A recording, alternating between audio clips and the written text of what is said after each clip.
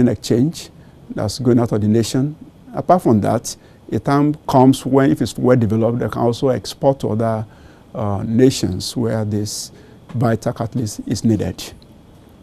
The second work that we have also gone very far in is in the area of reduction of pollutants in the atmosphere, which is of concern to the whole world, that our atmosphere needs to be clean so that we can all live in peace. And part of the Economic University contribution to this is to go into research whereby we try to develop a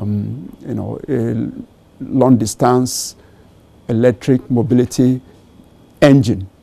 And so what we have succeeded in doing as a research unit, which includes many other people, is that we are able to come up with an integrated engine.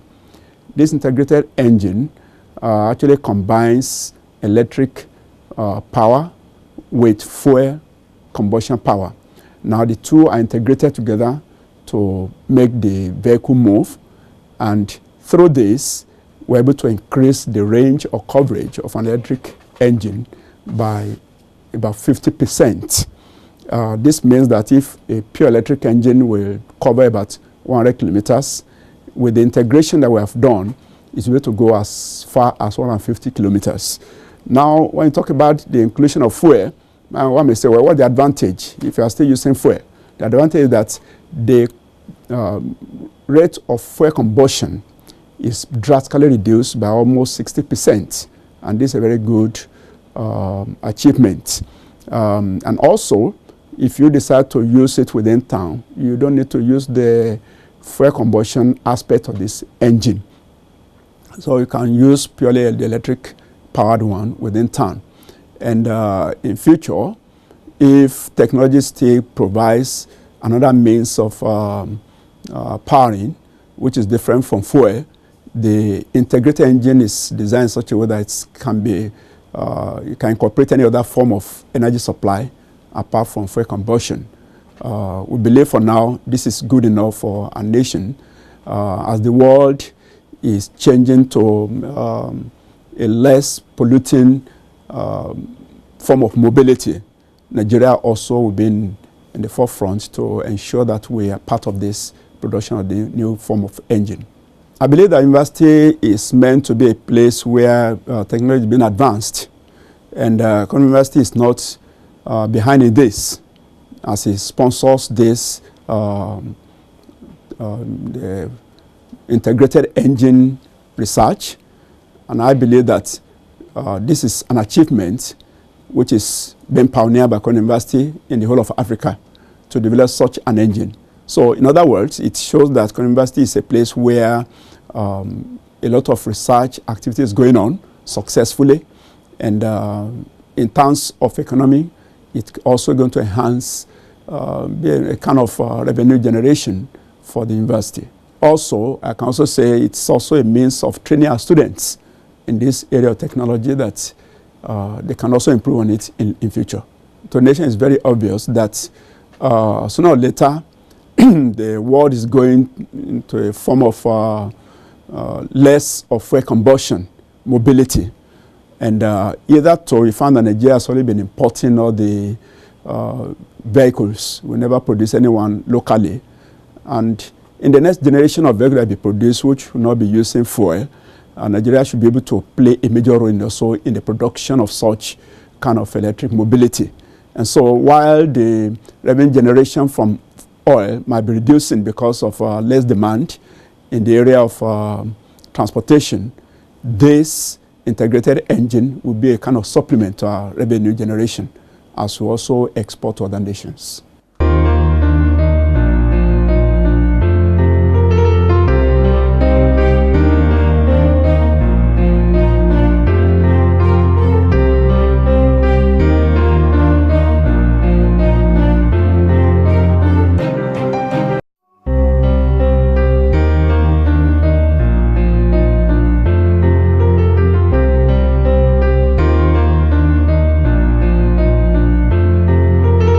My name is Dr. Felicia Omolukoya of the Department of Banking and Finance, School of Business, the College of Business and Social Sciences of Covenant University.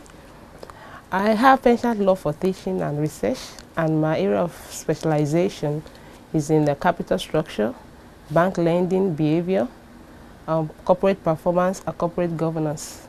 I have published widely in international and local journals in this area. I have pension law for reading. I'm a member of the Council of Development Research in Social Sciences in Africa.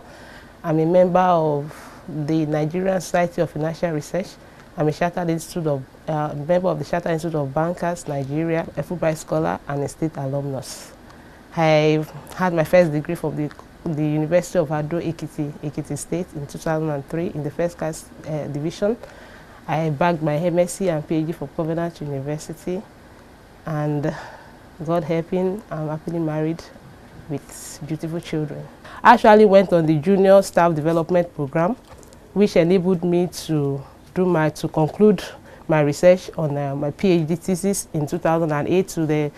I was in Connecticut at the Southern Connecticut State University for a year at the Department of Economics and Finance, where I had 2 advisors that helped a great lot in concluding my PhD thesis. The essence of the FulBright program is actually to engender mutual understanding between the nationals of other countries and the US. It really exposed me to a lot in terms of sharpening my career ability, sharpening my teaching, enriching my research experience. I was able to attend a lot of workshops that helped in shaping my teaching abilities. And then we are exposed to a lot of statistical packages that we can actually engage in carrying out researches. I was able to meet a world leader in the financial industry. This was actually brought about by FulBright. I was in a conversation with Kevin Parker of New York City in New York, and this was really a great experience for a budding scholar in the financial department. I was able to learn a lot in terms of how the financial institutions operate in the other world, and how a lot of lessons that Nigeria can learn. You know, that was actually the time that the time I was in the US was at the time we experienced the global meltdown of 2008. Before then, I was able to visit some of the stock exchange in New York. We were able to look at so many things, and we discovered that then the acronym that when US sneezes, the whole world catches cold does not really have to. It is not applicable in the financial sector, because if US could be affected, it means any world could be affected. And this actually changed a lot of my orientation about how the financial system works. It helped me to discover some things, even in terms of my work. It opens my mind to the fact that when we talk of the financial industry, there are a lot of things that are peculiar to the institutions in terms of the different world and the development stage. That the fact that some studies are carried out in the developed world and it worked for them does not mean we can actually import it to Nigeria and it will work just the way it will work in the other countries. What I've learned in terms of my career abilities, in terms of teaching experience, in terms of enriching teaching atmosphere, is that it has actually helped me to be able to impart more in terms of impartition of knowledge to my students. I'm bolder, I'm able to face my students, the studies I embarked on opened my mind to a lot of things that I've been able to bring into the classroom here in Covenant University. And as a nation, as state alumnus, the alumni is very rich in Nigeria, whereby a lot of researches are carried out for national impact. There's this AE High Health program whereby the state alumni can come together to bring up researches that are of benefit to the nation. There are a lot of programs like the Green Project that has come forth, whereby the government of Nigeria has benefited a lot. From time to time, they bring people that has gone ahead in the various field of endeavors, that has done a lot, that could come back and teach these things to the youth and the children of that. So I think a FulBright program is beneficial a lot to the institution and also to our Education Nigeria as a whole.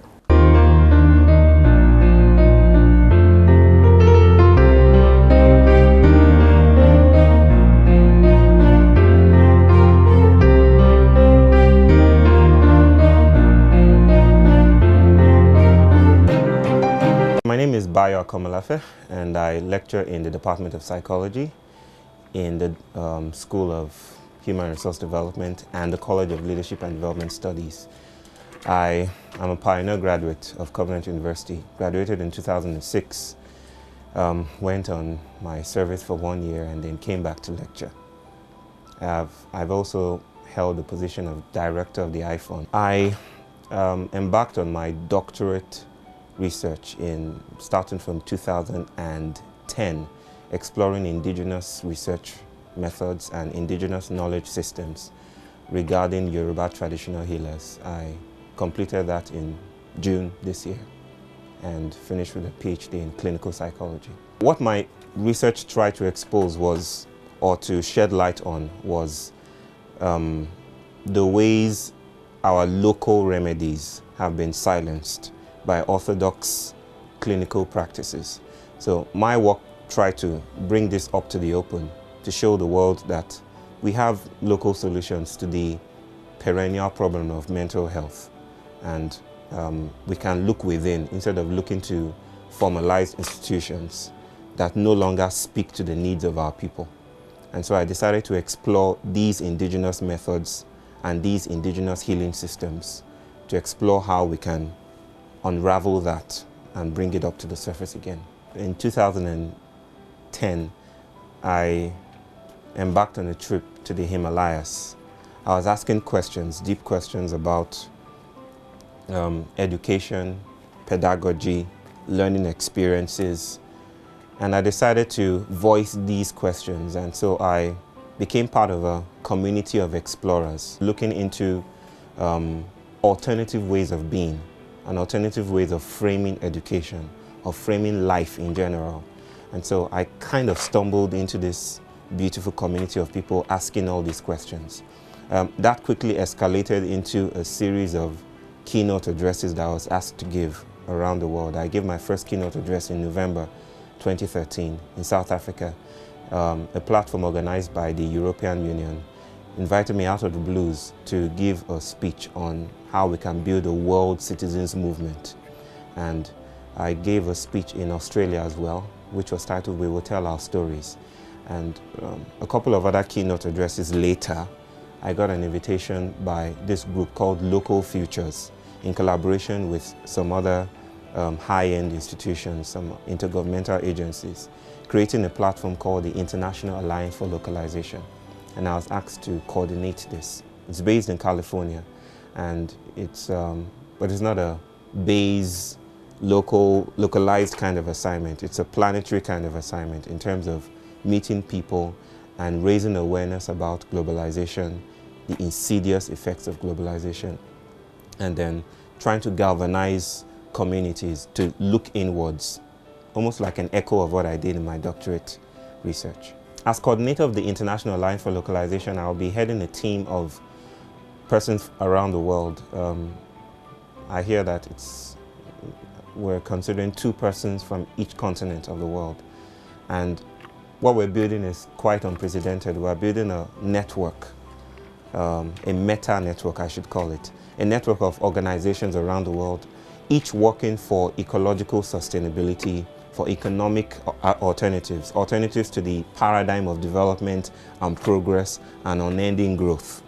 So what I'll be doing is bringing these people together, bringing these organizations together, and then building a directory of wisdom that could be shared across these networks, and then hosting a whole lot of programs and conferences. I'm most excited about something that will be unraveling in the next few months.